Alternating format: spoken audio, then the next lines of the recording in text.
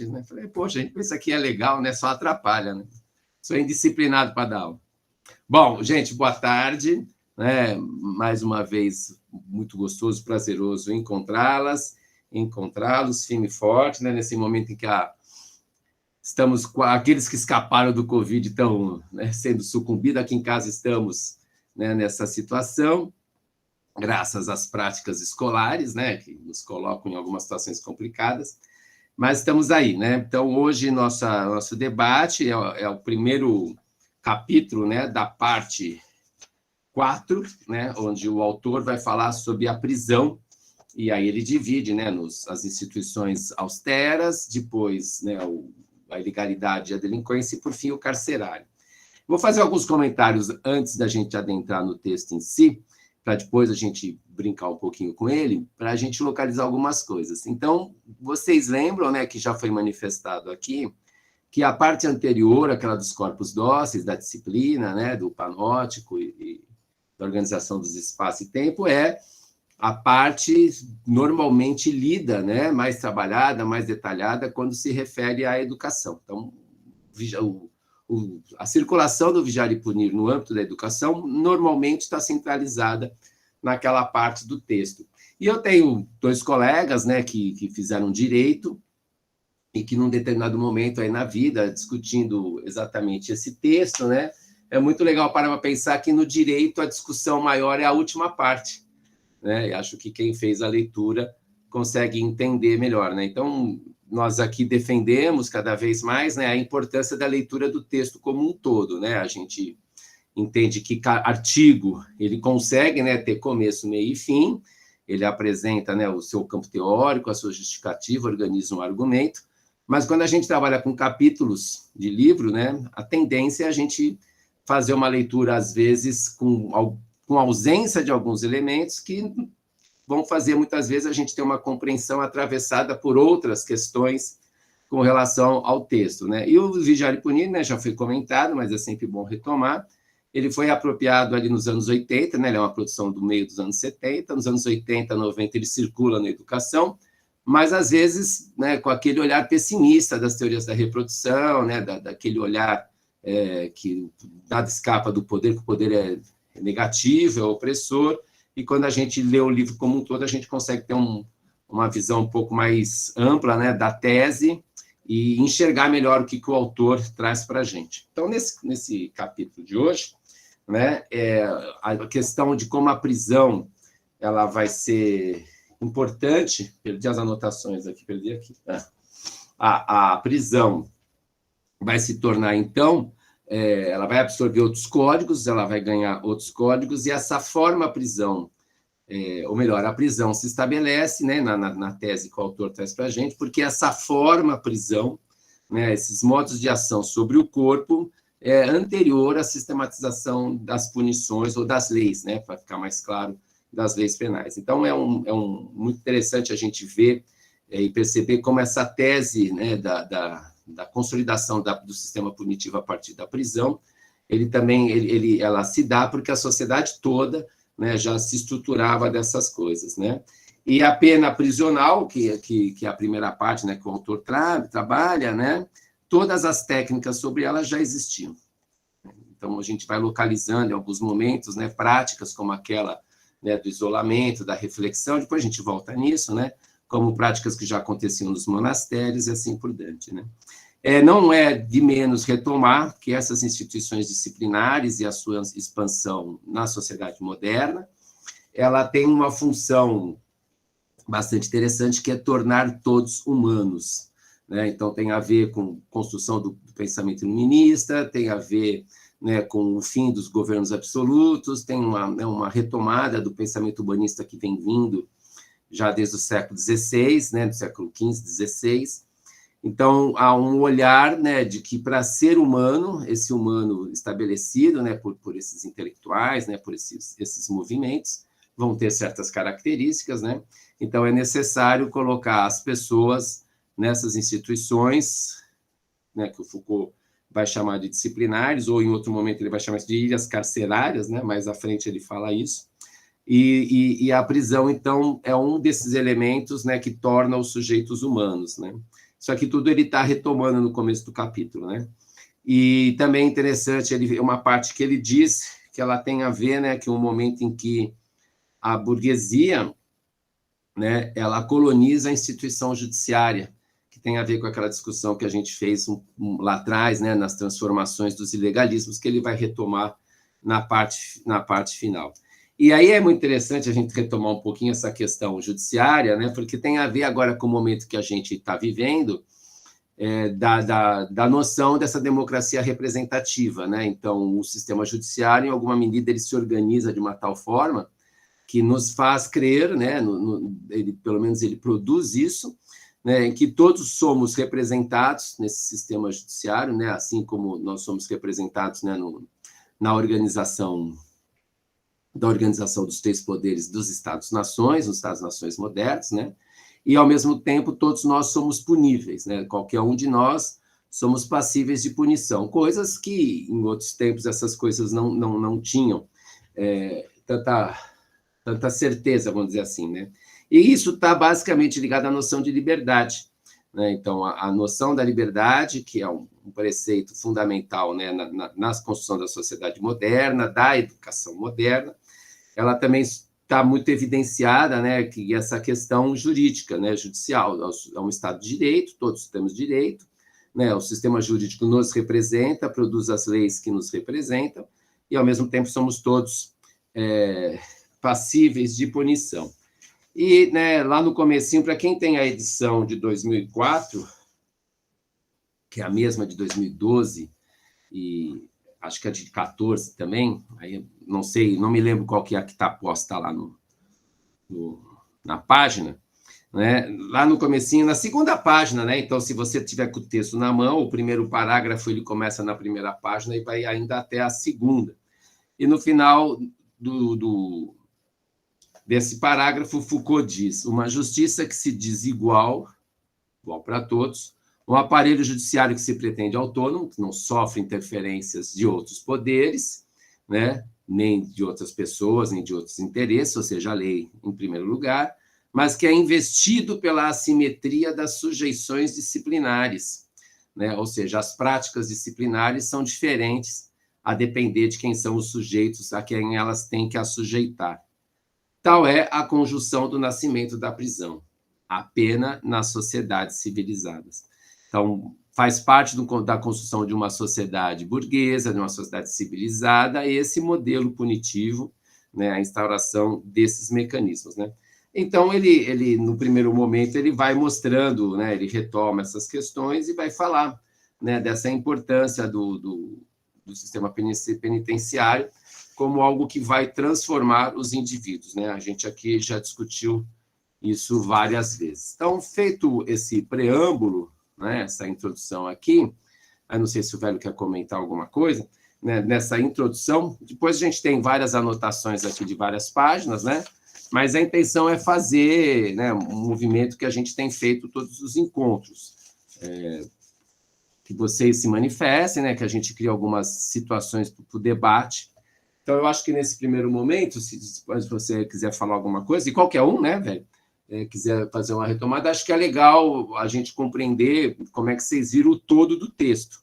Para depois a gente, né, assim, um breve apanhado da leitura e da ideia geral do capítulo, para depois a gente ir em alguns pontos específicos. Velho? Então, eu não teria nada.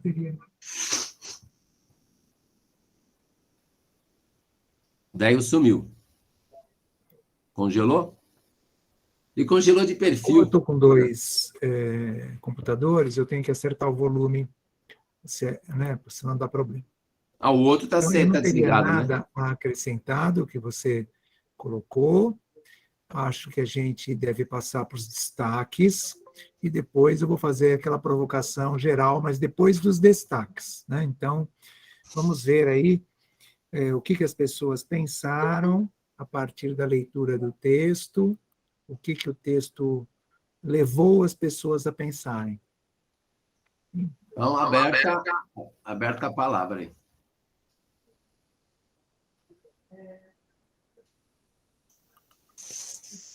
Vamos usar a mãozinha?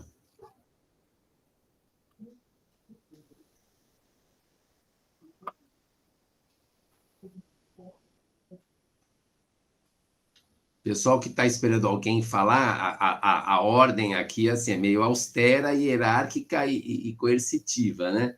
A gente dá 20 segundos para alguém se manifestar, senão a gente chama. Gente, é o destaque que cada um teve, né? O que mobilizou a leitura, fez pensar, lembrou algo, né? Uma passagem. Então eu vou, porque Manda, esse Caroline, muito obrigado. texto me movimentou muito, mas da metade para o final, assim, naquela parte final que ele vai até voltando um pouco na questão do suplício, né? Que nos últimos parágrafos ele fala desse corpo marcado, que ele desaparece para dar lugar para esse corpo que é prisioneiro, né? Ele vem falando um pouco assim do delinquente, isso me mobilizou muito, eu achei pesado, eu tenho que escrever minhas anotações quando ele fala do delinquente inapto, que ele é delinquente porque ele é incapaz ele é delinquente pela própria incapacidade de ser, e eu fiquei assim, nossa, que trecho pesado, sabe? Eu fiquei pensando em muitas coisas, o que é ser incapaz, assim, nesse sentido, assim. E aí, desse trecho, me tocou muito essa parte que ele fala do corpo supliciado, que desaparece para dar lugar para esse corpo prisioneiro, né, que é acompanhado das individualidades e tal. E eu fiquei pensando muito na minha vivência, enquanto da minha e de várias pessoas pretas na sociedade, assim. E aí é uma pergunta mesmo que eu me coloquei para trazer para o grupo. Será que, por exemplo, os corpos negros na atual conjuntura da sociedade, a gente ainda vê muitos casos, por exemplo, de barbaridades que acontecem em corpos negros. Por exemplo, o que aconteceu com o Genivaldo de Jesus, da Câmara de Gás, dentro do carro da polícia, e tem vários outros casos. O Moisés, que foi espancado lá no Rio de Janeiro, até a morte. Tem a Cláudia Ferreira, que é Ferreira, que foi uma mulher lésbica que há uns 7 anos, se eu não me engano, foi arrastada num carro de polícia. E será que esse corpo negro ele ainda não continua sendo supliciado em praça pública, sabe? E eu fiquei pensando muito nisso, e esse final foi me mobilizando muito nessa questão, assim, porque eu não vejo que a população negra deixou de ser supliciada para se tornar delinquente, nessa humanização, né, que eu entendi que tem uma questão da pena ali, que tem que trazer, e eu não sei se isso está chegando para o povo negro, sabe? Eu não sei se está fazendo sentido, se faz sentido isso que eu estou dizendo, mas é porque eu fiquei pensando que talvez não é, sabe? Aí eu trouxe um contexto atual, entendo a questão do texto, o contexto que foi escrito, mas eu só consegui pensar nesse contexto atual, assim, é um pouco dessas angústias que eu fiquei, que foram vindo quando eu estava lendo o texto, assim, porque eu estou estudando identidade negra, corpo negro, né, e sou o corpo negro na sociedade, e quando eu leio essas coisas, me mobiliza nesse lugar, assim. Se você me permite, antes da gente abrir aí, né, só um comentário, a gente não pode esquecer, né, que o que você traz, ele está para além da questão do Estado, né? Então, a questão aqui, ela é jurídica, né, institucional. Na prisão, hipoteticamente, essas coisas não podem acontecer, né? Quando elas vão acontecer em ação sobre o corpo, elas vão seguir um certo aparato, um certo ritual legal. Né? Isso que acontece para fora, aí a gente pode, hoje, né, lembra, isso aqui é uma análise do século XIX, acho que o Bembe ajuda, né, a gente entender essas máquinas de guerra, né, como Deleuze chama, né, essas máquinas de guerra que funcionam para além do Estado, né, e muitas vezes autorizadas pelo Estado, mas né, não oficialmente. É mais ou menos como é a pirataria, né, quando a gente pensa o que foi o crescimento econômico da Inglaterra no século XVI, século XV, século XVI, né, com a Elizabeth I, o que era aquilo senão, né, uma milícia ilegal, mas apoiada extraoficialmente pela rainha, né? Que a gente sempre vê filme de pirata de um jeito romântico, né? Porque o pirata, o Robin Hood, eles estão na lógica do começo do texto, né? Dos ilegalismos que eram aceitos, né? Quando isso deixa de ser aceito agora, né? Com a burguesia a partir do século XIX, a pirataria já tem outra, né? Já tem outra narrativa, né? Os piratas agora são do mal. Né? Isso ajuda a gente até a entender a primeira parte. Mas isso que você traz é muito interessante para a gente entender, mais uma vez, localizar. Né? Foucault fala da França, falar das instituições francesas. Em alguma medida, essas coisas estão em todo o Ocidente, né? Mas as características que vão ficar em alguns lugares, elas também vão mudar de época. Então, só para a gente, né, localizar, talvez você não lembre, né? Me parece que você é mais nova do exemplo que eu vou dar, mas nos anos 90, com a guerra da separação da Iugoslávia, era um horror o que acontecia em termos, né, de povos quando eram capturados, entre os croatas, né, quando a Sérvia liderava, né, um conjunto de países, evitando a fragmentação da Iugoslávia, né, a guerra entre sérvios e croatas, as narrativas que chegaram aqui eram para lá de horrorosas, né? Então, essa coisa, né, da prisão, do modo como as pessoas, do prisioneiro de guerra, né, são outros elementos, né, são outros elementos para a gente pensar.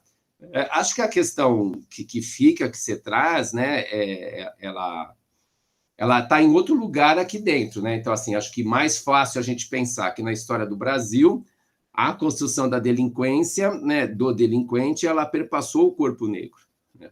O corpo negro como o corpo que... Aí tem a lei da vadiagem, né? Tem a questão de como os vagabundos eram colocados nesse período europeu. A vagabundagem é uma coisa na Europa a partir da urbanização crescente, século XIV, século XIII, que os vagabundos começam a surgir, né? E no Brasil ela está muito ligada, né, à lei da vadiagem, que a gente conhece, o Código Penal é do final do século XIX, depois da abolição, mas já tinha, no século XVIII, uma discussão sobre os vagabundos, né? Quem eram as pessoas que podiam circular no Rio de Janeiro, principalmente, né, que era a capital na época. Então, o lugar do corpo negro no Brasil, ele precisa ser estudado nessa sua particularidade. Mas, sem dúvida, tem um impacto sobre a gente, né? Porque eu fui criado junto, né, vamos dizer assim, à negritude, ali jogando bola, no samba, etc. Mas sou a mesma pessoa que ando com negro e que, quando vem negro, a gente fica... Se não é o negro que eu conheço, eu sempre fiquei mais esperto que quando vem um branco, né? Ou até quando vem uma idosa, né? Eu me lembro que uma vez um grupo lá em Santos, eu sou de Santos, as pessoas foram assaltadas por uma idosa. A idosa estava armada, então ninguém... Aí vem aqueles papos onde já se viu e tal. Do mesmo modo, quando a gente vê casos de crime na classe social mais abastada, ou branca, para dizer assim, né, fica todo mundo horrorizado, porque a construção do delinquente no Brasil tem a ver com o negro. Mas aí acho que é uma outra questão, né, que essas técnicas têm mais a ver com esse contexto atual. Aí acho que a gente pode remeter um pouquinho no texto do primeiro encontro, que a gente trabalhou com a noção do biopoder, né, quando a partir do momento que também esse corpo padronizado como corpo normal, que ele já cita um pouquinho os anormais. Anormais é um curso que ele vai dar, está dando nesse mesmo período, né, que vai mostrando quem são esses corpos anormais a partir da lógica biológica. E a lógica biológica também compreende um corpo branco, né? Depois, hoje a gente tenta, né, fazer outras leituras até de corpo, né? Mas acho que o que você traz precisa se pensar na construção da delinquência no Brasil, né? Que leva, eu acho, que essas ações fora, né, no momento atual também, de mais ausência de Estado, etc. É um comentário. Vamos ouvir os demais colegas?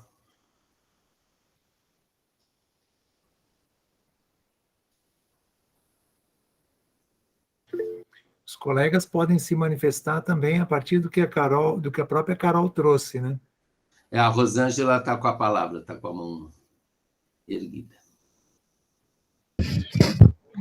Bom, amigos, eu vou completar aí, só ampliar a colocação da Caroline, que é interessante. Eu começo a discussão com uma frase do texto que me chamou muita atenção. A versão que eu estou lendo é de e-book, né? Que eu estou lendo no Kindle. E a frase que me chamou a atenção é que a técnica penitenciária e o homem delinquente são, de certa maneira, irmãos gêmeos. Isso me remete a uma frase que li recentemente, que não me recordo o autor, que fala que as instituições sofrem do mal que pretende curar, né?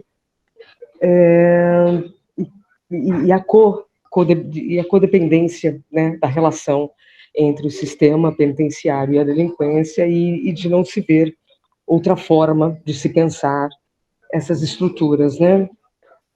Desde, se a gente pensar direito penal juvenil, por exemplo, do Código Melo Matos, que se institucionalizava abandonados, delinquentes, órfãos. Ficamos desde 1927 até 1990 com essa estrutura, e que se mostrou pelos históricos e pelos índices de registros que foi um fracasso, né?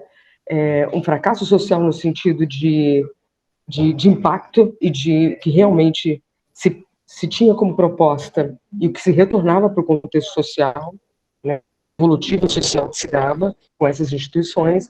Com a homologação do ECA em 1990, a gente tem uma mudança de paradigma que separa o que são medidas protetivas, de proteção à infância e de outras instituições que pudessem dar aporte e ancoragem, e as medidas socioeducativas para adolescentes em conflitualidade. Nesse sentido, a gente ainda reproduz o modelo de encarceramento, e que, se a gente for analisar os indicadores, a gente tem ainda cor, raça, condição social muito clara com esses sistemas, tanto o sistema penitenciário como o sistema socioeducativo, que a gente vê identificando, né, as questões de condição sociodemográfica, de quem são essas pessoas que estão tanto no sistema socioeducativo, quem são esses corpos, e também no sistema penitenciário. E aí só amplio a colocação da Caroline, que os corpos negros estão em condição de vulnerabilidade, porque são eles que estão na ponta desses indicadores. Muito bom. Muito bem. Obrigado, Rosângela. Né? Continuamos os comentários. Acho que foi legal só uma parte aqui, né, você trazer a questão da legislação, porque, se não me engano, a lei da vadiagem, que é do Código Penal de 1890 e pouco, né, ela permaneceu até agora, né, e foi o deputado ali, o Eduardo, esqueci o nome dele, que era o advogado da AGU, né, no governo do PT, e ele que soltou uma frase no Congresso, na época, né, que ele falava assim, que não fazia sentido punir aqueles que já eram punidos. Né? Então, é ele que vai iniciar, né, um movimento de derrubada do Código Penal lá, que trata da lei da vadiagem, ou seja, mesmo depois quase mais de 100 anos, né, que esse código ficou em vigência, e por isso que muitos de nós jovens, né, quando jovens, éramos parados, tinha que dar documento, comprovar alguma coisa, ia depender da cor da pele, né, da roupa que usava, etc., ia embora ou ia para dentro do camburão, né? Quando não, do rabecão. Muito bem. Outros destaques? Então, chamou muito minha atenção aí a parte da remuneração do salário do trabalho, né? Do preso, né? Então, a ideia que se tem inicial é auxiliar na recuperação do preso, né? Mas aí a sociedade entende que o preso está em melhores condições e tem os melhores trabalhos, né? Com essa crítica que isso enfraquece os trabalhadores que estão na rua, né? Então, achei muito interessante essa parte. E também foi interessante ter esse outro olhar, né? Que ainda temos também aqui na sociedade a ideia, né, que até da pensão, né? Quando alguém vai preso e recebe pensão, né? Aí tem esses boatos aí que a pessoa está ganhando muito bem. Então, se fosse assim, todo mundo queria ser preso, né? Então, chamou muito minha atenção essa parte do texto. O que é legal para a gente entender os discursos que circulam, que não é de hoje, mesmo sendo França e Brasil, né? Que é muito interessante isso, né? O preso tem que trabalhar, o preso tem que devolver, mas se o preso trabalha, mesmo que ele não seja remunerado, ele vai baratear custos de operação que vai causar efeito aqui fora. Né? Então, é muito interessante esse debate, né? Eu acho que o Marcos vai lembrar, lá em 2007, 2008, quando a gente estava ali fazendo imersões pela cidade de São Paulo, né, em formação, a questão, acho que, se não me engano, em São Miguel, né, o Jorge Taí, ele pode lembrar, né, a questão da presença dos bolivianos, né, que tinha um debate ali, eu sei que os bolivianos estão no Bom Retiro, mas tinha um debate ali na época de muitas pessoas, filhas de trabalhador da mão de obra, ou pessoas, né, da construção civil, ou seja, que estão em condições de trabalho bastante ruins, né, eles se posicionavam contra a chegada desses imigrantes, porque esses imigrantes colocavam, eram mão de obra mais barata, a construção civil, eles perderiam o espaço na construção civil para essas pessoas, né? Então, o local também do imigrante, enquanto estranho, né, é bastante interessante, né, porque ele também passa a ser olhado como um perigo, e dali para da delinquência é um passo. E dentro disso tem uma questão muito legal, né, Rosângela e Caroline, né, que é esse debate étnico-racial, né? Eu gosto muito de pensar esse termo, né, porque o debate é étnico quando não é negro, mas é racial quando é negro, né? Então, o debate negro não é étnico, né? Ele é racial, ou seja, fica aqui. E o étnico, você tem os asiáticos, os mexicanos, todo mundo é étnico, não, mas o negro tem que ter marcado mesmo quando o debate, né, o insere, né, na possibilidade das lutas. Mas é isso, né, Leandro? Como a gente não é de hoje, essa ideia de que o trabalhador tem que repor para a sociedade e tal, e a lógica de ele estar afastado já é uma lógica, né? E quando é trabalho forçado, tudo bem, né? Quando é trabalho forçado, tudo bem numas, porque o discurso para alguns que querem a punição, tudo bem, né? Mas quando você entra no viés econômico, aquilo barateia trabalhos, a não ser que o trabalho dele seja para algo que ninguém vai fazer, né? Não tem quem faça, então bota os caras ali, sei lá, bota os caras num foguete, manda para Marte e pegar pedra, que ninguém quer ir lá encher o foguete de pedra e voltar, né? Então, pode ser que aí pé, mas quando o trabalho, por exemplo, tinha uma época que, não me lembro agora o país, velho, que é bom dessas coisas. Eu tenho uns países que tinham presos que faziam bolas, faziam uma série de coisas. E aí, né, o lugar onde as bolas, não me lembro se era da Adidas, não sei o que lá, o trabalhador aqui perdeu o emprego. E perdeu o emprego porque estava usando mão de obra de carcerário em outro lugar, né, com condições ruins, etc. Né? Temos uma mão erguida? Foi isso? É a Rosângela. Era só para completar, não, é a Raquel. Professor. É a Rosângela. A Raquel, não, Rosângela só levantou para e abaixou? completar. Isso, não, era só para completar a sua colocação, professor. Quando sinaliza da questão de racial, também tem a questão de gênero, né? Há pouquíssimos estudos em relação às questões femininas nesse entorno, né? Então, fica até difícil um posicionamento, porque os estudos de gênero, quando envolve a mulher negra, parece que precisa de uma marca, né? Nossa, então fica muito complicado, e a gente sabe que elas existem, elas têm questões muito sérias que precisariam de visibilidade para as questões femininas, né, dos estudos de gênero, e é uma lacuna ainda, né, no mundo acadêmico. Muito bem. Raquel, por favor, seu destaque. Oi. Então, eu estava pensando na leitura, né, conforme eu avançava na leitura, eu tenho, na verdade, passado por um processo agora que tudo que eu leio, eu fico pensando no que eu estou pesquisando e tal. Então, o primeiro princípio que o Foucault traz, né, sobre a questão da prisão é o isolamento.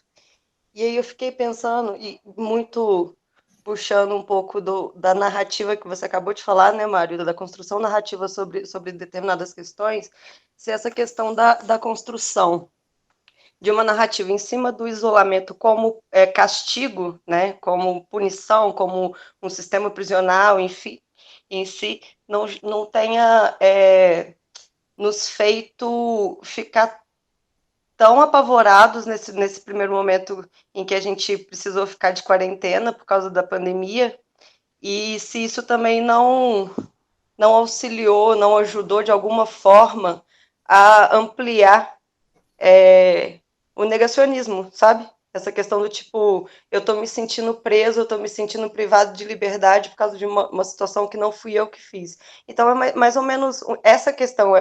Esse texto me trouxe essa dúvida com relação ao que a gente está vivendo agora. E até porque o recurso utilizado pelos que eram contra era, né, a ideia da privação, né? Estamos presos. Eu cheguei a ouvir, agora não lembro quem, estamos presos como qualquer bandido, né? Imagina, né? Eu estou na minha casa, eu estou preso como qualquer bandido, é um negócio bastante interessante, né? Mas são as retóricas que se colocam, né? Agora, é interessante pensar, só para a gente não perder esse ponto do isolamento, né? Como são duas coisas distintas, né? Esse efeito sobre nós, ao ficarmos isolados com a pandemia, e a noção de isolamento para punição, né? Porque nós também, lá na aula, né, gostamos, né? Quando eu falo nós, é a instituição escola e a posição de sujeito docente, né? de pegar o aluno e mandar ele para o cantinho dele, né? Ó, vai lá para o seu cantinho e vai lá pensar no que você fez, né? Ó, você vai sair do recreio, ó, você aprontou isso, você não vai para o recreio, né? São técnicas, né, do isolamento, que são técnicas carcerárias, mas lembra, já vem dos monastérios, porque tem uma prática de que se você está só, né, você está só com você mesmo e você vai acabar, né, falando com você em algum momento. Pô, porque eu estou só. Algo que hoje é muito difícil, né? A gente não fica só, né? Qualquer coisa, quando a gente fica só, a gente, né, abre o celular, porque é um desespero de ficar só, né? O quanto isso tem a ver uma coisa com a outra, né? Eu não sei se a gente não consegue se enfrentar ou se a gente não quer se achar preso porque está isolado, eu também não sei, né?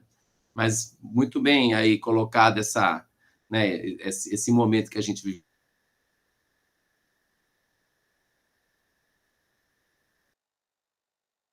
Ana Carolina, por favor. Então, estava refletindo aqui sobre o que a gente está conversando e a Rosângela me fez pensar numa coisa, lógico, essa questão racial ela é muito contundente, né? Ainda mais se a gente for pensar no período de pandemia, o quanto o corpo negro foi, né, subjugado, enfim, negligenciado, e, enfim, tudo que a gente já discutiu aqui. Mas eu estava pensando nessa questão do gênero, né, que ela trouxe. E aí me recordei daquela reportagem do Drauzio Varela, que repercutiu, que ele falou sobre a prisão e os travestis, né? E aí acabou que repercutiu muito negativamente esse documentário. E aí eu estava pensando que justamente as mulheres, elas são menos visitadas quando estão no sistema carcerário, né? E as pessoas trans menos ainda. Aí só me veio esse flash na cabeça quando a Rosângela falou sobre a questão do gênero, né? Então, eu acho que é importante a gente refletir sobre isso também. Mas o que me chamou a atenção no texto, na verdade, foi uma frase na página 224, na minha versão aqui. Fala o seguinte: conhecem-se todos os inconvenientes da prisão e sabe-se que é perigosa, quando não inútil. E, entretanto, não vemos o que pôr em seu lugar. Ela é a detestável solução de que não se pode abrir mão. E aí eu fiquei pensando, para você, um livro antigo, né? Assim, já era para a gente ter pensado no sistema penitenciário, já que ele é feito para que as pessoas possam se reinserir na sociedade, né? Quando as pessoas elas vão presas, teoricamente é porque elas não apresentam comportamentos adequados para viver em sociedade, mas o que a gente vê, na verdade, é que as pessoas voltam pior, né? Então, assim, o sistema que deveria ser reparador acaba fazendo pior para a sociedade, né? E aí fiquei refletindo sobre isso, quanto que o sistema carcerário ele não é repensado e não melhora, né? Não faz com que as pessoas melhorem. E também lembrei que uma analogia que fizeram uma vez numa palestra que eu fiz, que eu assisti sobre negritude, uma analogia entre os navios negreiros e as prisões, né? Se a gente olhar, parece que é retrato um do outro, né? Que o sistema carcerário aí é predominantemente de pessoas negras. Só essas reflexões. Não, muito bom, muito legal. E esse debate que você falou, né? Isso já, né, o direito já discute isso há muito tempo, né? Então, quando Foucault, lembra, o Cleiton até trouxe para a gente o começo, né? O momento em que ele vai escrever e pesquisar esse texto é um momento em que há um debate muito grande sobre o sistema penitenciário na França, né? Então, a ideia de que ela vamos dizer assim, inútil, né? Isso já é uma coisa muito antiga, segundo o próprio autor, desde que ela existe, né? E é interessante a gente pensar muito mais qual é a maquinaria que ela está proposta, né? E o que faz ela não ser eficiente. Então, veja, eu até estou aqui buscando um negócio aqui para poder falar para vocês. Deixa eu localizar aqui. Que é a questão da exigência de atestado de antecedente criminal, que isso é um debate, né, muito forte, né, e que ele não pode ser solicitado, né? E muitas vezes, em um tempo teve jurisprudência, depois tiraram, porque depois desse movimento, principalmente aí da Fundação Casa, né, dessa reestruturação do sistema de reinserção, houve um estudo na época, né, muitas vezes, por que os caras não voltam e eles acabam voltando para o sistema, né? Então, tem várias maneiras da gente pensar isso. Uma delas é que a própria sociedade não quer que eles voltem, né? Porque você está aqui no teu prédio, eu moro aqui, sei que meu vizinho ficou 10 anos preso no Carandiru porque matou um cara, né? não sei quem fica tranquilo com isso, porque a gente não acredita, né, na reinserção, tem toda uma construção do sujeito, né, tem toda uma... Quando você descobre que o cara fez alguma coisa, a gente na escola, o cara vem de uma escola para outra, né, a gente descobre que esse aluno já tem certos antecedentes lá no conselho, ele, mesmo que ele não esteja presente, a gente já põe ele lá na berlinda, né? Então, a própria sociedade, por isso que tem que entender legal o conceito de delinquência, né? Como o conceito de delinquência é produzido. Porque é o conceito de delinquência que faz com que a gente, né, fique o tempo inteiro não querendo que essas pessoas, em alguma medida, estejam próximas da gente, né? Então, a sociedade não quer, mas tem quem queira, né? Tem quem queira. O tráfico quer, o crime quer, né? E também acho que uma outra coisa legal que o texto traz é isso, né? Como, de repente, o sistema, o juiz, né? Ele vai cada vez ter menos força em relação ao próprio criminologista, né? A pessoa que estuda o crime, né? Que são pessoas que conseguem nos dar alguns elementos para a gente antecipar. Não sei se alguém já assistiu aquele filme, eu estou tentando também lembrar o nome, não consigo lembrar, que é um filme do Spielberg, que é estrelado pelo Tom Cruise, se passa no futuro, que ele participa de um grupo de policiais que antecipa os crimes. Minority Report, se não me engano. Acho que esse é o filme. É um filme de ficção. Vale a pena, para quem nunca assistiu, é um filme do final dos anos 90. A história é no futuro, e a polícia tem, né, tem um cara que fez toda uma pesquisa e tal, ele consegue antecipar o crime, quando as pessoas vão atuar. Então, no momento que a pessoa vai fazer o crime, essa polícia chega e evita o crime, mas prende o cara sem ser criminoso. Aí tem discussões bastante interessantes, né?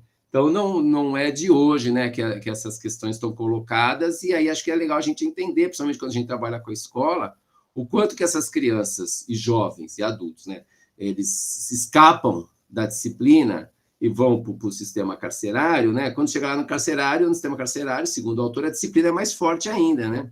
Aí fica a pergunta, pô, se a disciplina não o disciplinarizou, agora vai, né? Esse é um debate que a gente tem feito lá na Fundação Casa, né? Às vezes retomar, por isso que a gente vê muito esporte nesses lugares, né? Use esporte porque o esporte educa, né? Bem marcado aí também, Ana. Temos a Raquel. Esse debate de agora me fez lembrar de uma disciplina que eu e a Carol estamos fazendo, que é educação, memória, dispositivos de memória, luta e violência, né? E aí essa questão, né, da punição dos corpos pretos, e me veio na cabeça uma discussão que a gente teve sobre quando a prisão não é mais efetiva. Na discussão que a gente está tendo aqui, a gente está vendo que nunca foi, né? Mas quando a prisão não é mais efetiva, tem a eliminação, né? Tem as mortes, tem as chacinas. E aí, os discursos que têm circulado nessas chacinas, que só esse ano a gente teve 2, né? São assim, mas era um cara legal, ele estava estudando, ele não era delinquente. Então, né, essa questão de como que tem um endereço, né? Aí, como a gente está tá bem levantado aqui, eu acho que está bem evidente para todos nós aqui na sala essa questão de a quem está servindo esse sistema, e quando ele falha, até mesmo para quem interessa esse sistema, ele já tem outras questões de eliminação desses corpos que se cria essa ideia de que são delinquentes, né? E aí a questão da discussão que apareceu nessa disciplina foi que o lugar da escola é um lugar como se, quando acontece essa eliminação dentro da escola, aí já é um outro discurso, do tipo, peraí, gente, vamos prestar atenção, esse corpo está na escola, já está em um sistema disciplinar, peraí, a gente não precisa eliminar esse corpo, ele está dentro da escola, e mesmo assim acontece, né? Essa discussão me trouxe para essa discussão que a gente teve semana passada. Eu queria só compartilhar. Fugi um pouco do texto, eu sei, mas eu acho que seria bacana a gente trazer para a discussão. Também, muito bom. Quem mais gostaria de destacar partes, reforçar já destacadas com outro olhar, outras relações? Ô, Mário, assim... Oi, Marinete. É que eu eu acho que eu ainda estou aprendendo a ler Foucault, porque Foucault é pós-estruturalista e a gente tem uma influência muito grande das teorias críticas. Querendo ou não, a gente ainda vem com esse olhar de que o poder é algo repressivo, sempre ruim, mesmo sabendo que não. Inclusive, a gente discutiu sobre isso no encontro anterior. E aí, quando eu faço a leitura, eu fico pensando sempre no currículo cultural, sempre na escola, tentando fazer essa associação, porque eu acho que inclusive, um dos interesses do grupo, né? Aí eu fico pensando, já que a escola tem essa organização, muito parecido com as prisões, a gente já, inclusive, falou sobre isso, até que ponto esse isolamento, essa disciplina, a solidão do aluno é educativo? Eu fico pensando assim, tentando buscar um equilíbrio, entende? E é um tanto desafiador. Ó, o que você está falando em outras palavras é aí, pô, mas o que eu faço com aquele moleque que bagunça a minha aula, né? Mais ou menos é isso que você está falando. Não, mas assim, eu não gosto assim, dessa ideia de castigo. Não gosto, tento evitar, eu levo para a conversa. Até hoje eu nunca coloquei um aluno de castigo.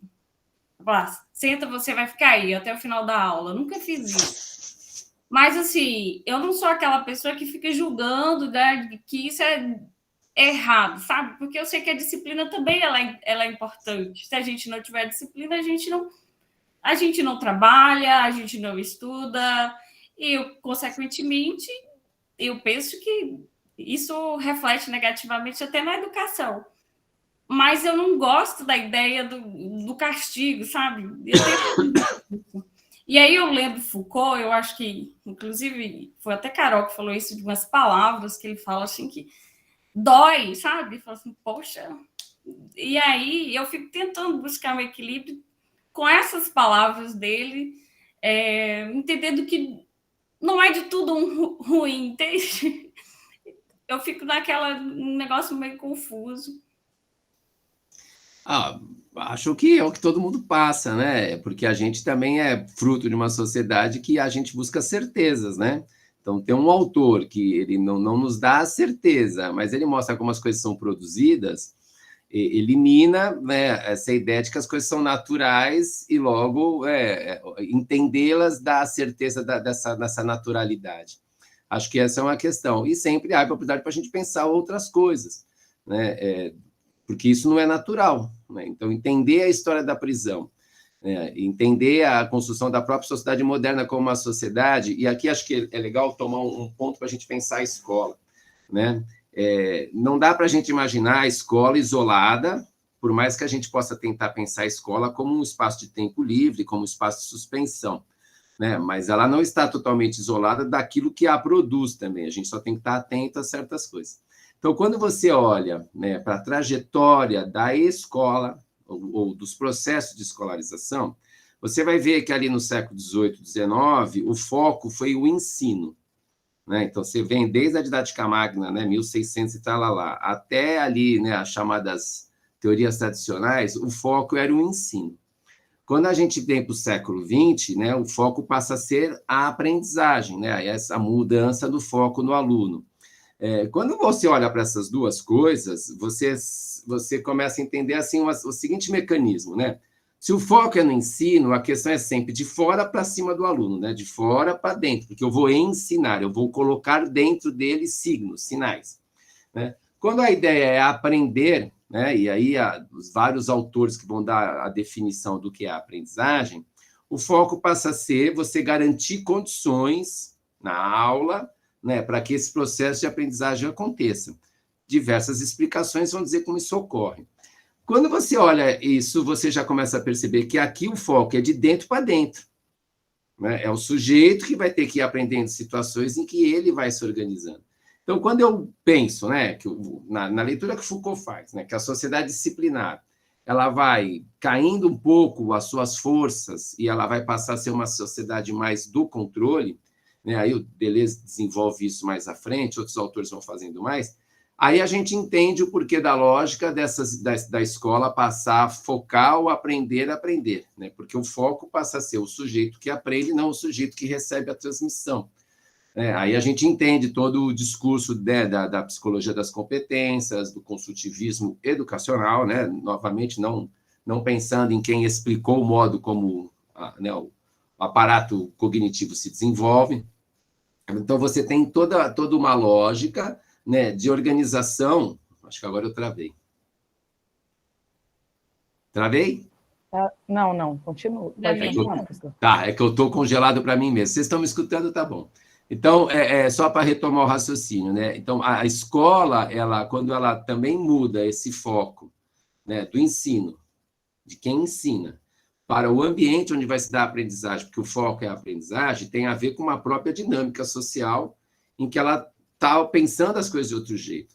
Aí, quando eu olho para a prisão, né, ela foi, historicamente, né, pensada nesse lugar de marcar o sujeito que precisa ser estudado, investigado.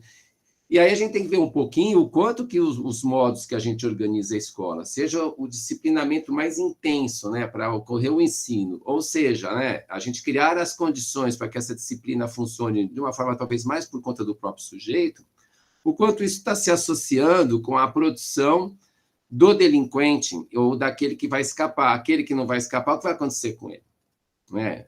A recuperação, as atividades diferenciadas, há uma série de mecanismos que não estão pensando nisso, mas estão articuladas com isso, elas estão apoiadas todos no mesmo dispositivo, ou pelo menos é o dispositivo que vai produzir todo mundo, né, nessa lógica, né? Então, Foucault é esse autor que mostra isso para a gente, né? Como as coisas vão sendo produzidas, os efeitos, né? E não achar, que eu acho que é o problema das teorias críticas, né? A verdade, e entender que, né, tem gente produzindo algo para nos enganar, porque existe o lugar correto de se seguir. Não, ele está dizendo aqui, olha, é assim que foi produzido. A burguesia não fez isso aqui para enganar ninguém, né? A burguesia criou um aparato, criou um mecanismo, né, a partir de outras coisas que ela estudou, que ela percebeu, o próprio estudo das crianças, né, ela se apropria, os estudos médicos, ela vai se apropriando desses saberes para ir construindo uma forma de organização da sociedade, né, uma economia nessa sociedade, né? Então, não dá para dizer que ela inventou isso, mas o delinquente é fruto disso, né? Por isso que ele vai dizer, ó, os dois nascem gêmeos, né? E eu diria quase que siameses, né? Porque um produz o outro, um efeito do outro, e continua, né? A gente continua olhando para o provável delinquente. Basta você olhar uma coisa, né, Marinete? Quando acontece um crime, quando acontecem esses crimes mais estranhos, né, de uma cara que entrou e matou um monte, depois se matou, etc., sempre, e se não foi sempre, alguém me corrija, o velho que tem boa memória me corrija, mas se não me falha a memória, ou que pelo menos que vem na cabeça, eu estou bem seduzido por isso, sempre vai se estudar a infância desse sujeito assassino. Sempre vai se estudar. E aí vai localizar o professor que deu aula para ele. A professora que deu aula para ele, ele era tão bonzinho. Mas ele era bonzinho, mas ele olhava meio assim, com a sobrancelha para cá. Aí você começa a criar, né, uma certa identificação no comportamento que já anunciava que esse cara era um delinquente. E isso, cada vez mais, certos campos da psicologia têm dado ferramenta para a gente localizar esse anormal, o TDAH, o Tourette. Não que as pessoas não tenham, né, certas neuroses, psicoses, qualquer coisa assim, né? Mas esse processo de a gente ficar identificando, ele não está associado somente a você fazer uma educação inclusiva e garantir que ele deixe de ser e passe a ser um normal. A localização da normal pressupõe, né, a lógica do delinquente que está aí. Então, eu localizo o delinquente. É isso que o Foucault nos ajuda a gente a pensar, né? E não achar que o delinquente é só fruto da divisão de classe, né, o crime, porque se eu acabar com a burguesia, acabou o crime. Se é só olhar a história da humanidade, não vai dar isso daí. Até porque na União Soviética, onde a burguesia também acabou, mataram um monte de gente. Em Cuba se matou um monte de gente. Coisas desse tipo, né? Mas Foucault incomoda, né? Mas depois ele é mais interessante, na minha opinião. Ana está com a mão levantada, Rosângela também. Jorge está com um cara que quer se manifestar.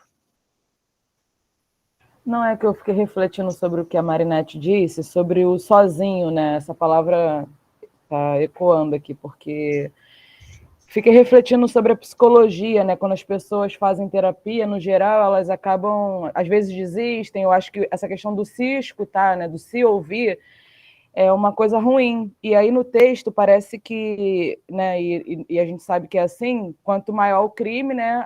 A tendência é que a pessoa fique, né? Numa solitária, por exemplo. E aí, em dado momento no texto, ele vai dizer o seguinte: jogado na solidão, o condenado reflete. E aí, em outro momento, diz o seguinte: os muros são a punição do crime. A cela põe o detento em presença de si mesmo. Ele é forçado a ouvir sua consciência. E aí eu fiquei pensando sobre a questão da solidão e solitude, né? Que você ficar sozinho acaba fazendo com que você fique ouvindo a sua própria consciência, né? E aí fez essa analogia com a questão do deixar a criança sozinha por punição, né? Você vai ficar sozinho. Aí eu até me recordei da infância, porque em dadas situações, nossos pais, né? Provavelmente vocês passaram por isso. Dizem, ninguém vai. Aí é uma coisa, né? Ninguém vai sair. E quando diziam, todo mundo vai menos você, parece que a punição é muito maior. Aí eu fiquei refletindo sobre essa questão da punição atrelada ao sozinho, né? Pensando na questão da solitária, enfim. Estava refletindo sobre isso. Obrigado, Ana, né, pela reflexão. Deu uma fechadinha na câmera aqui, né, para me movimentar, não atrapalhar vocês. Muito bem. Rosângela, por favor. Depois, Jorge, você quer comentar? Então, o Jorge está na fila, não precisa levantar a mão. Agora, Rosângela, Ana, só para falar, os nossos pais são sujeitos a uma sociedade panótica, né? Então, eles também usam as mesmas técnicas que estão aí, né? Não tem como pensar em outras coisas.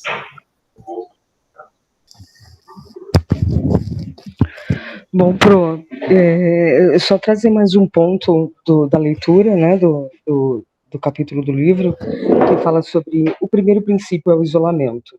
A pena não só deve ser individual, mas também individualizante. Isso me traz um desconforto muito grande, porque, pensando em direito penal juvenil, você tem um Estado que deve promover e garantir o acesso a políticas públicas, mas ele também é responsável pelo controle social. Isso é absurdamente manipulável, né? E aí, quando você fala que você tira o sujeito, isola para ressocializá-lo, eu também teria que ser capaz de compreender que eu sou capaz de fazer alguém nadar fora d'água. E depois dizer a ele que, olha aqui, querido, você vai ganhar liberdade, você vai ganhar um voucher. Uma passagem para o Titanic, essa porra vai afundar e você se vira, espero que você saiba nadar. Né? Então, e aí traz essa cultura de sempre tratar o sintoma. Eu, sinceramente, acho que Foucault é um autor muito complexo. É a terceira vez que eu leio esse livro e toda vez tem sempre uma nuance a mais que traz desconforto, traz reflexão. Então é isso, professor. Eu acho que a gente cria essa cultura de que tudo é resolvido no indivíduo, e não é somente esse fator, é uma questão multifatorial, não dá para tratar os sintomas, senão a gente acaba acreditando que redução da maioridade renal seria a solução do problema das questões de delinquência juvenil, e a gente sabe que não é só isso. Então eu queria enfatizar essa questão que também eu grifei aqui como importante para as nossas reflexões. Muito bem. E assim, né, pensar o porquê que você supliciava um corpo, né? Por exemplo, o corpo tinha que ser supliciado para exatamente esse sujeito, antes de morrer, deixar aqui o mal. E aí, depois de supliciado, ele podia, né, fazer uma passagem rápida no inferno, no purgatório, e né, pedir perdão e ir para o céu. Faz sentido numa sociedade, né, onde cada vez mais o indivíduo tem importância, né? Há toda uma construção histórica ao longo desses 300 anos, né? A gente aprendeu na escola, na 7ª série, que esse período histórico era um período antropocêntrico, né? O centro no homem. Então, todo o olhar está em cima do sujeito. E a psicologia também, a gente não pode esquecer que todas essas teorias, não estou dizendo que elas são certas ou erradas, né? Mas todas as teorias da psicologia ali do começo do século, elas vão se pautar no conhecimento biológico da evolução da espécie, né? Eles têm um apoio marxista, darwinista muito forte, né, o pensamento dominante naquela época até hoje, né, de como a espécie se evolui. Então, eu tenho um aspecto ontogenético do sujeito. O sujeito nasce aqui, caminha aqui, se desenvolve, cresce, tem experiência, mexe o sistema maturacional, a aprendizagem é isso, né? Mudança de comportamento, alteração na estrutura, blá, blá, chega ali. Aí, quando eu olho para os sujeitos que fazem coisas que não estão previstas nesse processo, aí eu identifico a patologia, né? Aí eu indico a patologia, eu vou atuar no indivíduo.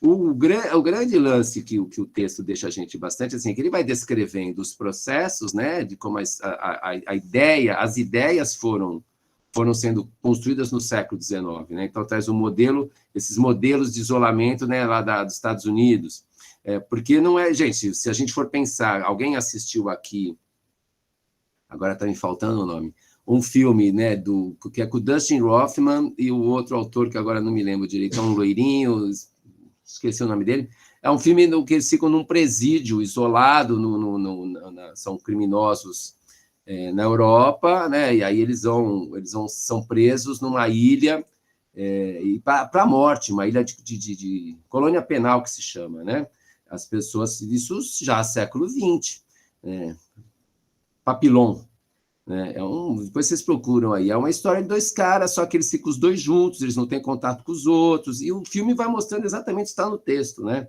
O isolamento, a reflexão, blá, blá, blá. A Ilha do Medo não é aquele o cara que enfrentou o urso lá, o DiCaprio, né? O DiCaprio, ele tem transtornos, etc., né? Ali também tem as pessoas, mas ele tem mais cara de sanatório, né? Tem outro tipo de preso, assim. Mas o preso sanatorial, o preso louco, né? Ele está em outro lugar, porque ele a partir desse momento a gente já tem separação no tipo de pena, que é o que está aqui, né? Não é à toa que a Fundação Casa tem privação de liberdade e tem lugares de privação provisória. A gente tem presídios de alta periculosidade, que ficam os mais isolados, bandidos e tal, e presídios que ficam, ou a própria delegacia, que fica uma rapa toda jogada lá, né? Mas é para a gente entender o que ele está trazendo, ele vai narrando as técnicas, né? De como isso foi se constituindo, como isso foi criando uma ciência, como foi necessário uma ciência sobre isso, e principalmente, né, como tudo isso implica na construção do sujeito que não pode estar lá, porque ele não pode estar em lugar nenhum, né? Então, a criação do anormal, ela está localizada com a criação da delinquência, né? A delinquência é um dos anormais, e aí tem os anormais diretos. Então, lembra, quando a gente viu o Suplício, uma pessoa que nem aquela menina, hoje eu estou bem de nome, hein? Aquela que matou os pais e teve filme, todo mundo sabe quem é, não preciso lembrar aqui, né? Ela se fosse na Idade Média, gente, ela ia para a praça pública, ia para a roda, ela ia para o suplício, né? Nos tempos de hoje, ela vai ser analisada de outro maníaco do parque, né? Ele não ia ser analisado como, né, problemas psíquicos. Isso tem a ver com esse processo todo que está aqui, né? Quem mais? O Jorge, agora é o Jorge. Jorge está com cara de pensador. Acho que o Rodin se inspirou em você para fazer aquela escultura, Jorge. Que Rodin, pô. A Marina mandou mensagem para aceitar ela. Putz, é que o velho ele deu uma saída, acho que é por isso que avisa ela para ter paciência, porque eu não estou com o comando da sala, né? E ele deu uma saída ali. Vou ver se eu acho beleza. Aqui. Né, como está nos comentários, então eu vou só fazer um comentário também, e aí dialogando com a Marinette, né? Dessa coisa não seria dificuldade, mas um entrecaminho ali, né, entre entender Foucault, teoria crítica, e dialogando com o Mário, né, que o Foucault ele vai mostrando durante o livro todo, também é a primeira vez que eu estou lendo esse livro, eu já disse antes, mas como as coisas vão acontecendo, e aí que eu li sobre, escutei, dialoguei em um momento com outras pessoas isso, nesse período, como surge, aí Foucault vai mostrando, né? Então, o delinquente surge, e a partir desse surgimento do delinquente, que eu achei um negócio assim, que deu uma reviravolta aqui no texto para mim, vai se produzindo sobre ele e vai se criando verdade sobre ele, né? Eu acho que essa é a...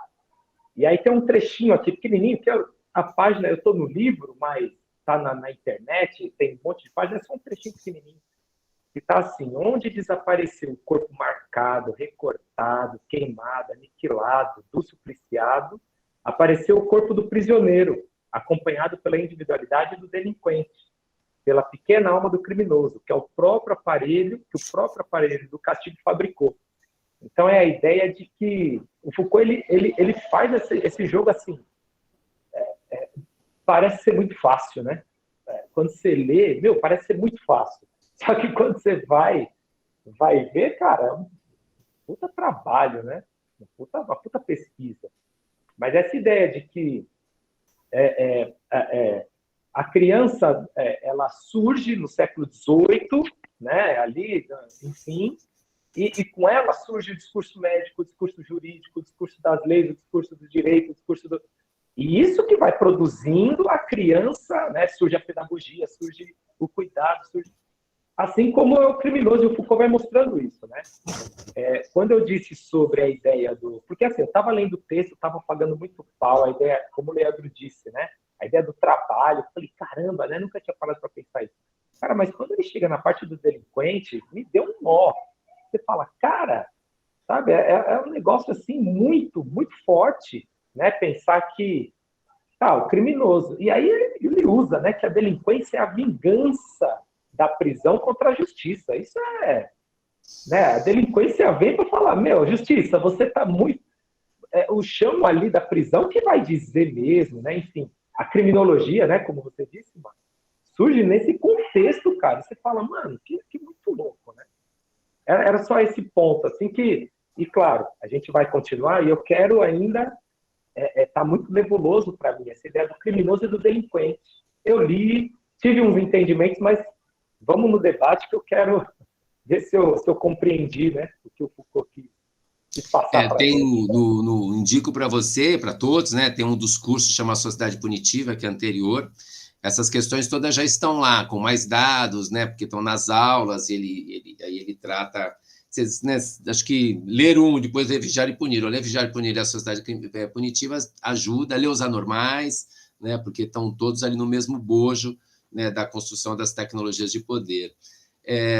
Acho que para a gente... alguém mais quer destacar algo? Acho que quase todo mundo falou aqui, né? Então, assim, uma coisa apenas para retomar, né, como que se organiza esse esquema carcerário, então, com o isolamento, né, com o trabalho obrigatório, né, e com a questão da normalização, né, são os 3 tópicos que ele trabalha, né? Então, acho que é interessante a gente pensar que a questão da punição, e principalmente o sistema penitenciário, vamos dizer assim, ele diz isso, né? Acho que, se não me engano, na página 234, é a condição em que a disciplina ela é um suplemento, ela é mais importante do que a própria justiça, né? Então, não basta julgar, né, ter aquela dosimetria, né, da dose da pena e não sei o quê, e botar o preso lá, né? A gente, enquanto sociedade, o tempo inteiro entende que tem que ter um trabalho em cima desse preso, né? E mesmo aqueles que vão depois, num outro momento, pensar os direitos humanos, né? Porque essas pessoas foram para lá para se tornar humanas. Essa é a sua origem, né? Vamos dizer assim, ou o seu princípio. E se elas vão lá para se tornar humanas, precisa ter condições dignas para que elas se tornem humanas, né? Ou se já são humanas e ao adentrar lá, esse processo de humanização tem que continuar. Então, percebam onde estão os embates, né? O embate econômico é uma passagem que ele fala, né? O embate religioso, então a gente entende o porquê, né? A presença da igreja constantemente em todos os presídios, com as pessoas, fazendo trabalhos, né? Com as pessoas que estão lá. A questão médica, então você também tem, né, um acompanhamento médico, né? Existe uma medicina que atua diretamente com a questão carcerária, né? E você tem o debate econômico, né, que é esse, né, qual é o custo, qual é o retorno, se vale, se não vale. E aí a gente consegue entender, pelo argumento do Foucault, que tudo isso é o de menos, né? Porque o que importa é produzir quem é o sujeito que a gente tem que combater para a própria lógica da sociedade se organizar, né? Mas no outro capítulo, né, antes de dar qualquer spoiler, mas isso vai ficar mais interessante, né? Porque a lógica dos ilegalismos com a delinquência. Mas mais ou menos assim, né? Para dar uma avançada no que virá no outro. para o modo burguês de vida existir, é necessário a criação do modo de vida não burguês. O modo de vida burguês, para existir, é necessário a criação do modo de vida não burguês para ser combatido, para o modo burguês ser afirmado como melhor, para esse aqui ser o tempo inteiro excluído, né? Aqui está a lógica do normal da normal, aqui está a importância da norma, aqui está a questão, né, de marcar a identidade enquanto aquilo que é, e a diferença sempre como negação da identidade, né? Acho que a gente tem que entender isso, porque minimamente imagina, né, gente, como que a sociedade que cria a delinquência, a partir do momento que ela cria a prisão, né, quem cria a delinquência é o sistema penitenciário, os discursos, né, penitenciário, é interessante a gente pensar a maquinaria econômica que gira em torno disso, né? Seguro de casa, seguro de carro, câmeras de segurança, chaveiro. O chaveiro é um cara lá no cantinho, aquela bibocazinha ali naquele cantinho, né? Que a gente fala, pô, o cara trabalha num cantinho, qualquer um pode ser um chaveiro. Gente, o chaveiro é uma pessoa, né, que em outros tempos nem existia. O ferreiro era o cara que consertava tudo que era ligado a abrir e fechar cadeado, fazer arma, tudo ferreiro. Você tem uma pessoa especializada em fazer chave, né? É porque vai se tornar necessário trancar as pessoas e ninguém abrir as portas, né? Então, é interessante a gente entender como essas coisas mobilizam, né? Bom, então, ele fala isso da importância da disciplina. Mais à frente, ele vai falar um pouquinho, né, do saber clínico sobre o peso, sobre o preso, né? Então, a penitenciária não é só um lugar onde a gente prende as pessoas, é onde a gente só castiga, pune ou reinsere a pessoa, né, depois que ela ficou lá pensando.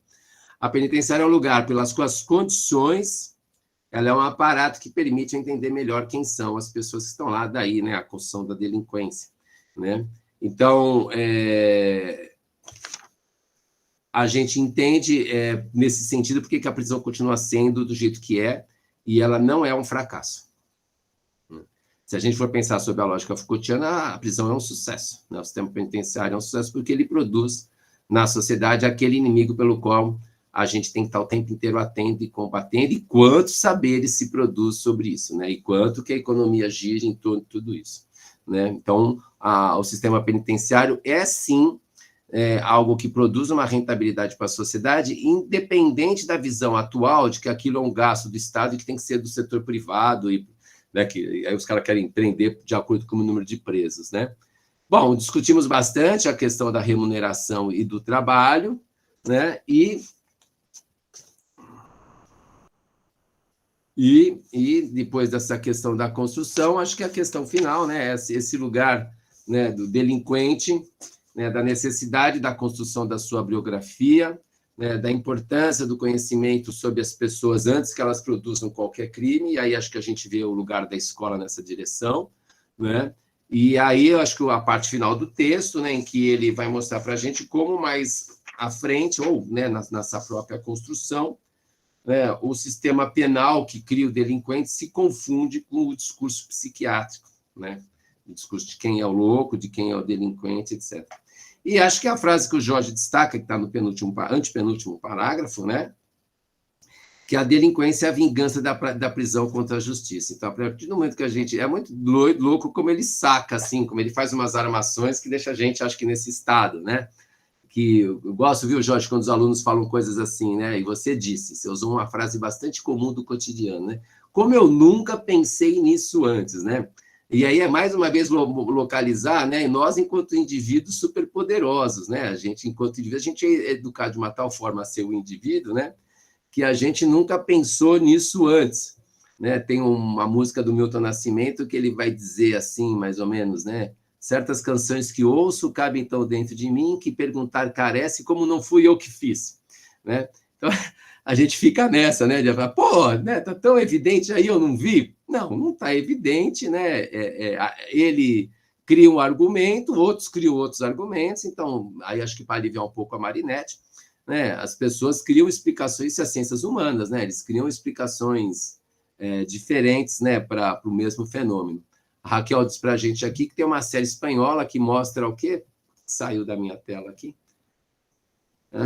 Tem uma série espanhola que mostra as questões impactantes da privatização da prisão feminina, né? Boa, bem recomendado, então assistamos. E acho que ficou bem marcado, né, no debate de todos, né, como a questão feminina não está aqui, né?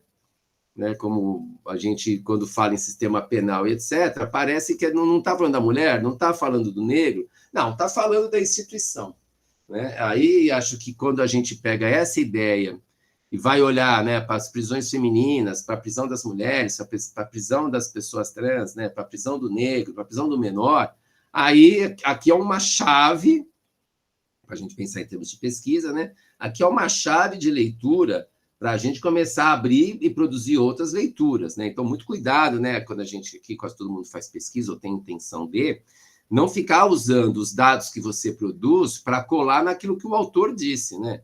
A pesquisa do Foucault é sobre as instituições penais na França, ele olha a outros, mas todo o movimento, né, prisional dali, que muitos elementos dá para a gente levar para outros lugares, mas quando a gente for fazer nossos estudos, né, da condição da mulher nas escolas, da mulher negra, das crianças em situação de privação de liberdade, ou de liberdade assistida, etc., não ficar, né, tirando frases e colando o que Foucault disse aqui. Não, ali é uma chave de leitura que abre para a gente também ter, né, a condição de ir além e avançar nessas coisas todas aqui. Bom, dito isso, acho que o próprio o Jorginho já anunciou, né, uma questão que a gente quer tomar, e aí eu estou na linha aqui, porque o velho não voltou, e é ele que organiza a sala, né? Eu acho que ele foi preso, né, pelo sistema administrativo, né, não pelo sistema penal. Ele está preso pelo sistema penal, né? A ideia aqui era a gente fazer um pouco a discussão da construção do criminoso e da construção do delinquente, né? Esses elementos que estão ali e a gente identificar as outras questões que estão ali, né?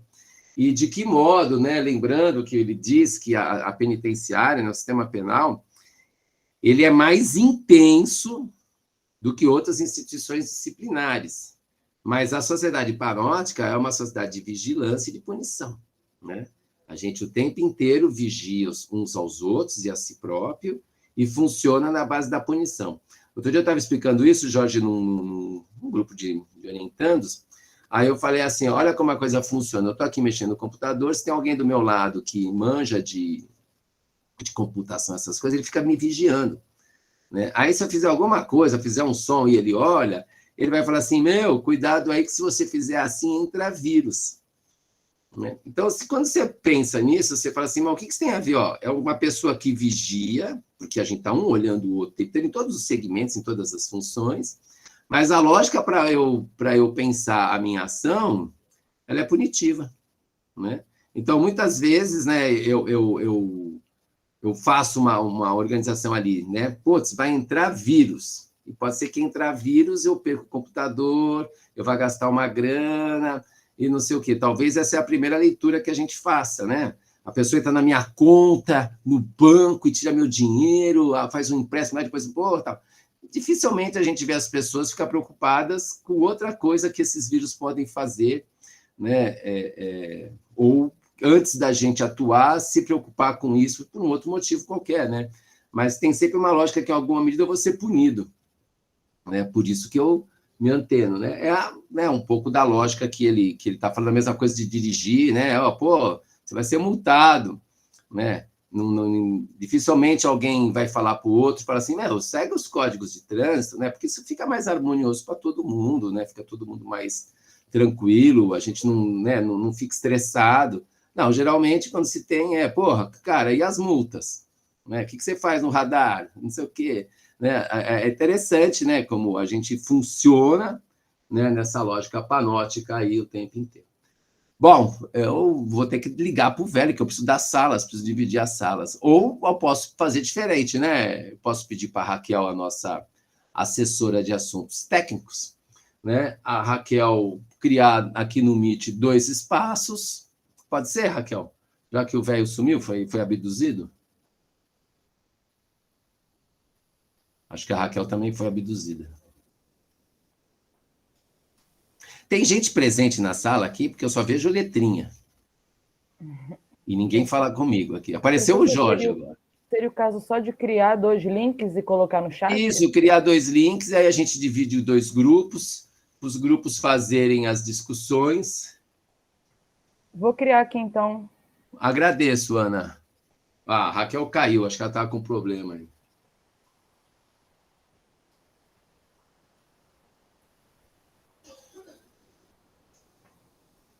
Criei o primeiro link aqui.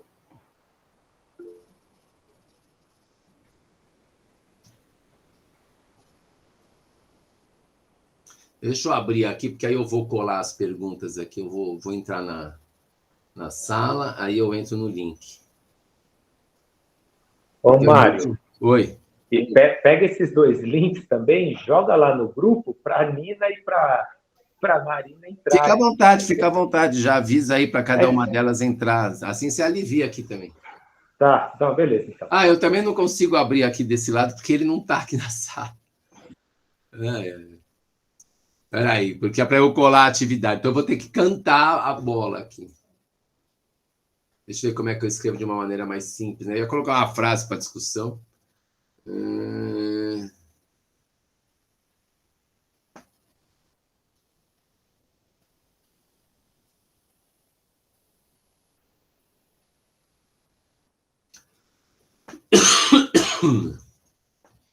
Abriu aí? Então, vamos fazer assim, ó. Eu vou escrever aqui. Temos aqui 2 salas. Eu vou primeiro falar os nomes, e aí depois vocês vão para lá, tá?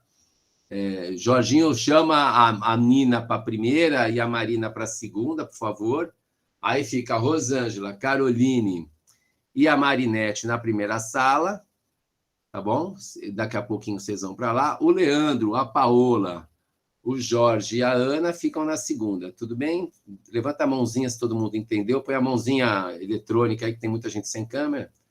Boa. Paola entendeu, eu já esqueci. Se vocês guardaram, Leandro, Marinete, por favor, mãozinha, Jorge, Carol, mãozinha, beleza? Jorge pôs mãozinha aí, você também não entendeu nada. Jorge agora caiu. Tá difícil o negócio aqui. Bom, a questão é a seguinte, vocês podem discutir nos 2 grupos e depois confrontar. Eu mais ou menos vou ler, né? Se vocês quiserem... E guardando, né, aí pensando, é assim. Podemos dizer, né, com Foucault, que a forma prisão se espalhou por todas as instituições. Elas estão aí, né? Elas estão nas suas estruturas, né, nas suas formas de observação, e nós sempre trabalhamos de um modo de localizar o normal e o anormal e ver quem é que consegue conviver para lá e para cá, né? Quem a gente identifica que tem que ser introduzido, quem a gente identifica que tem que ser corrigido, né? Um pouco dessas questões. Então, a pergunta, olhando assim para as práticas escolares e para o currículo cultural, para os 2 grupos discutirem, é de que forma que o currículo cultural atua diante dessas questões da produção do normal e do anormal, né? E com isso da delinquência e do criminoso. Nas práticas que vocês já fizeram, para quem não está ainda imerso nisso, está entendendo isso. É possível a gente dizer de que forma a gente atua na direção da socialização? Lembra, a direção da socialização e da inclusão dos sujeitos produz o delinquente. É isso que ele está dizendo. A socialização dessas pessoas dentro de uma lógica humana, da sociedade e tal, ela produz o delinquente, ela produz o criminoso. Então, de que modo que a gente está operando com isso dentro da escola? Está feito, né, lançada a questão, são 16h40, acho que é uma meia horinha aí para vocês conversarem, depois a gente voltar aqui a apresentar, então vou marcar, o link fica aberto, eu fico aqui escondido, e vocês não saiam desse link, tá? Porque se sair ninguém volta, porque o velho não está presente.